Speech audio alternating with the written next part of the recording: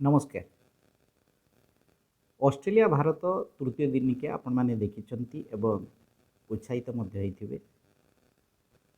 रोको जो भଳି भाବରେ चमत्कार प्रदर्शन कले एवं दल को अपराजित रही शेष पर्यंत विजयी कले ताहा अति प्रशंसनीय। कना दीर्घ दिन पर एभली इनिंग्स देखा मिला ए दुई महान खेलाड़ींकर दुई किंवदंतींकर। तेबे सीरीज पूर्वर केते गुड़िए प्रसंग जहाँ प्रश्नवाची सृष्टि करथिला ए दुई खेलाड़ी आगामी खेल जीवन को नहीं जे दल घोषणा बेले रोहित शर्मा को अधिनायकत्व हटाई युव तारका शुभमन गिल को नेतृत्व प्रदान करागला एवं श्रेयस अय्यर को उप अधिनायक भाव में नियुक्ति दिगला। तेज दल में दुई भेटरान जे आग को 2027 दिनिकिया विश्वकप खेलिबे कि नहीं से नहीं गोटे प्रश्नवाची सृष्टि कर दिगला।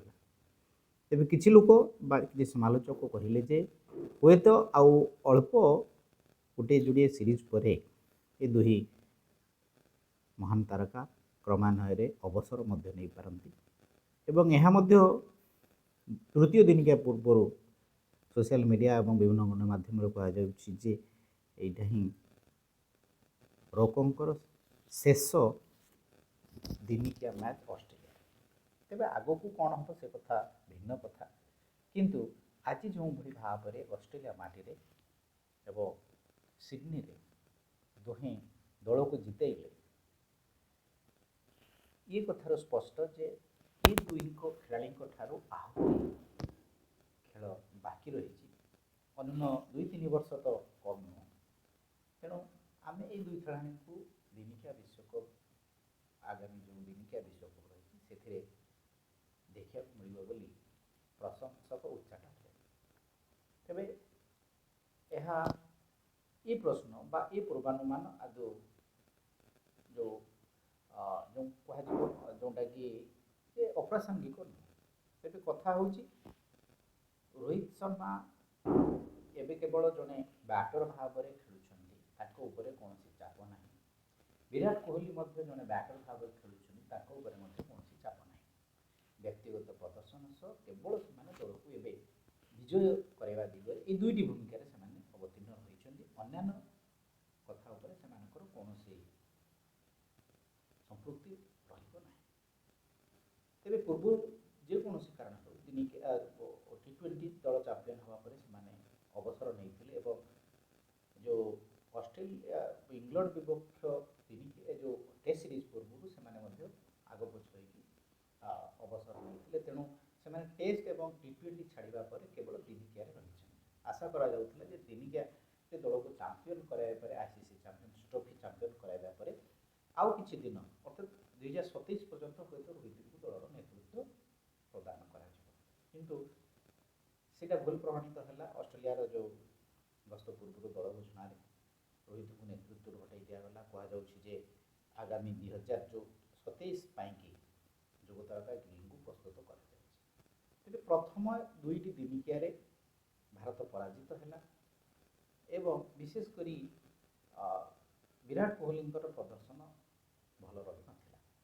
दुईटा जाक मैच रे विराट कोहली शून्य आउट होते तेज कहला कोहली सबुठ बेसी नजर रही है कोहली शेष दिनिकिया से किभली प्रदर्शन कर रोहित शर्मा प्रथम मैच रे से बड़ इनिंग्स खेली नथिले किंतु द्वितीय मैच रे गुरुत्वपूर्ण पारी खेलिले अर्धशतकीय पारी एवं आज जो तृतीय दिनिकिया जो अपराजित शतकीय इनिंग्स खेलिले ताहा अति जो प्रशंसनीय थिला। हिटमैन इनिंग्स खेलिले एवं जहाँ को दीर्घ दिन धरी प्रशंसक अपेक्षा कर रही है।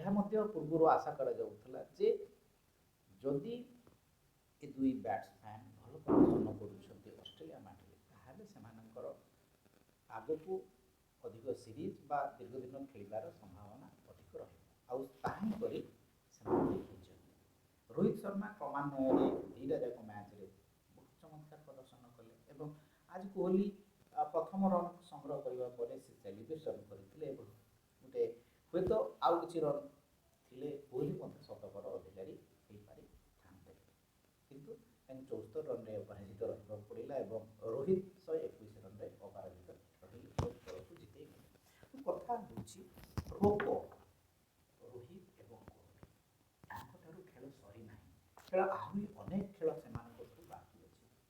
ଯେ ପର୍ଯ୍ୟନ୍ତ ଏ ଦୁଇ ଖେଳାଳି ଦଳରେ ରହିଛନ୍ତି ସେ ପର୍ଯ୍ୟନ୍ତ ବିପକ୍ଷ ଦଳର ଖେଳାଳିମାନେ ନିଶ୍ଚିତ ଭାବରେ ଭୟ ରହିବ ଯେ ଏ ଦୁଇ ମହାନ ବ୍ୟାଟ୍ସମ୍ୟାନଙ୍କୁ ବୋଲିଂ କରିବାକୁ ସେ ଯେକୌଣସି ପରିବେଶରେ ହେଉ, ତାହା ଇଂଲଣ୍ଡରେ ହେଉ, ତାହା ଅଷ୍ଟ୍ରେଲିଆରେ ହେଉ, ତାହା ନ୍ୟୁଜିଲାଣ୍ଡରେ ହେଉ ଅବା ତାହା ଦକ୍ଷିଣ ଆମେରିକାରେ ହେଉ।